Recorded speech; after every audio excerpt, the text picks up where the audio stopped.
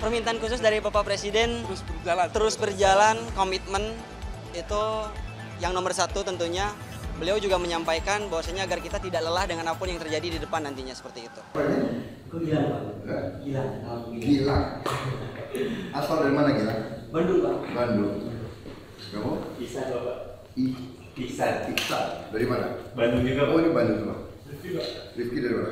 Dari Bandung. Semuanya anak Bandung. Kamu? Sama dari Bandung. Sama namanya? Agung. Ini Saya ini, Pak. Dini. Iya, siap. Ini Dini pasti Bandung juga. Bandung, Pak. Raffi. Raffi Bandung juga. Iya, Oke, siap. good.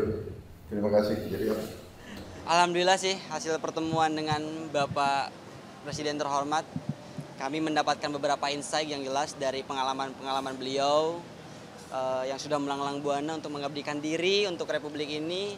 Ini sebenarnya agak dadakan sih. Jadi kemarin malam Bapak Seskap itu menghubungi kami dan di esok harinya, tepatnya hari ini tuh pagi-pagi beliau minta ketemu dan alhamdulillah ada undangan dari Bapak Presiden. Ya kita sedikit menceritakan tentang apa yang kita alami di lapangan seperti itu. Jadi beliau juga mengapresiasi apa yang sudah kami lakukan gitu terhadap semua langkah kecil yang sudah kami lakukan. Jadi harapannya mungkin ini bisa jadi motivasi tambahan untuk kami untuk terus bisa mengabdi pada negara ataupun Republik ini, terutama di bidang persampahan.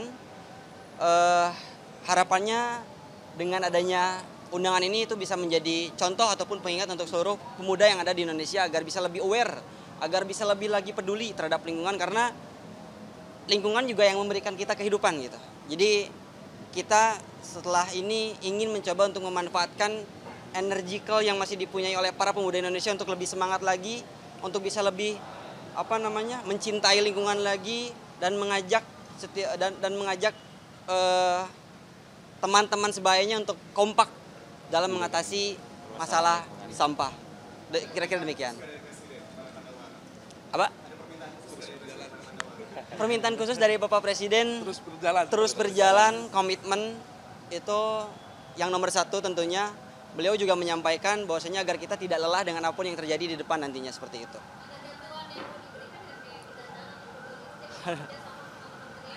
Waduh, kalau itu belum sejauh itu kami kira, dan harapannya sih kita yang terpenting adalah kesadarannya itu loh. Jadi antara memang swasta, individu ataupun government itu bisa bersinergi untuk menyelesaikan masalah ini, karena masalah lingkungan di Indonesia itu sudah cukup kompleks. Jadi tidak mungkin gerakan ini dilakukan kalau tidak masif dan intensif seperti itu.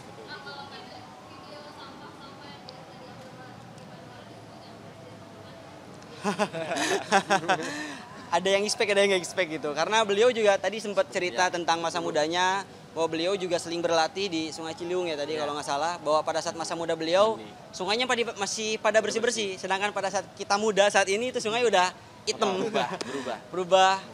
Polusi sampah, polusi dari area komersil, industri dan lain sebagainya itu. Oh ya. Oh ya, itu salah satu diantaranya mungkin. Dan karena pada saat memang terjadi, saat ini kan sedang memang marak terjadi bencana banjir.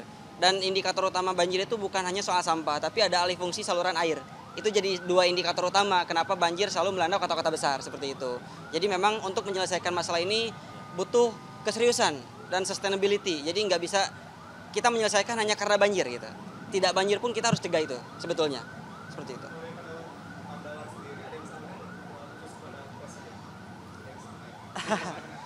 Ya, kita meminta dukungan untuk di setiap event ataupun program yang kita jalankan, itu sih gitu.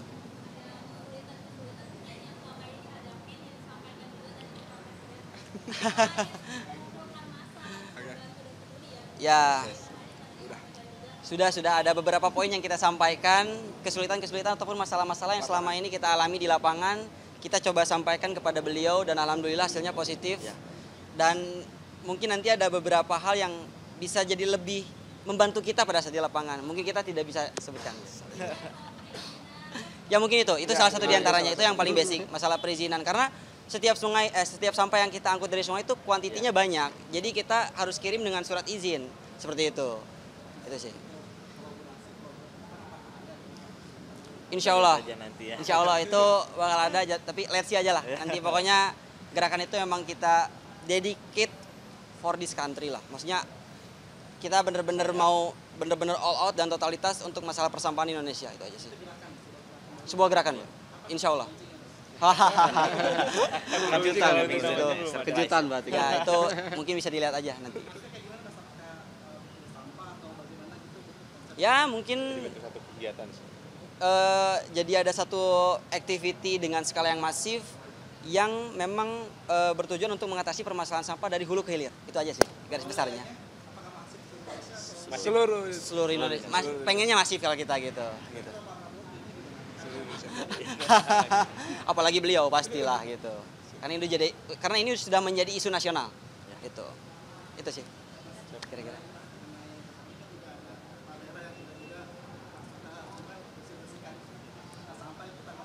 Itu bagus, luar biasa. Luar biasa.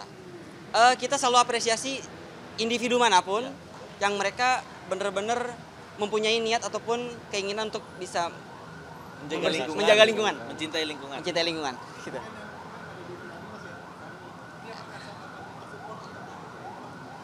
Belum ada komunikasi. So far kita belum ada komunikasi, tapi mungkin harapannya ke depan bisa ada sinergi lah. Karena ya kita juga tidak bisa berjalan sendiri gitu. Ini harus ada kerjasama lah yang signifikan. Pemerintah yang mungkin kontraproduktif mencegah jadinya banjir atau sampah yang lebih banyak yang mungkin harus diatasi gitu menurut Mas Bara, ada nggak mungkin pembangunan apa atau mungkin plastik harus lebih banyak dilarang gitu Ya sebenarnya gini sih Mas, sumber utama dari permasalahan banjir adalah sampah menumpuk itu. Kenapa sampah bisa menumpuk? Ya karena itu tadi masih banyak masyarakat Indonesia yang tidak disiplin. Mereka tidak bisa membedakan tong sampah sungai, pantai dan laut seperti itu. Itu adalah solusi yang akan kita ambil adalah bagaimana caranya kita bisa mengedukasi mereka untuk bisa pilih-pilih sampah dari rumah. Karena sejujurnya kalau misalkan sampahnya sudah terpilih dari rumah itu benar-benar tidak akan jadi permasalahan. Sampah tuntas seperti itu. Dan minimal kalau misalkan belum bisa mengurangi pengonsumsian sampah plastik, bijak dalam setelah pengonsumsian itu sih. Karena kalau untuk mengurangi pengonsumsian sampah plastik dalam waktu yang dekat, kita rasa itu mustahil. Kita realistis saja, plastik juga udah menjadi bahan utama lah dari berbagai macam komponen yang dibutuhkan oleh umat manusia pada saat ini gitu. Jadi untuk mengurangi plastik itu butuh waktu sebetulnya Mas, seperti itu.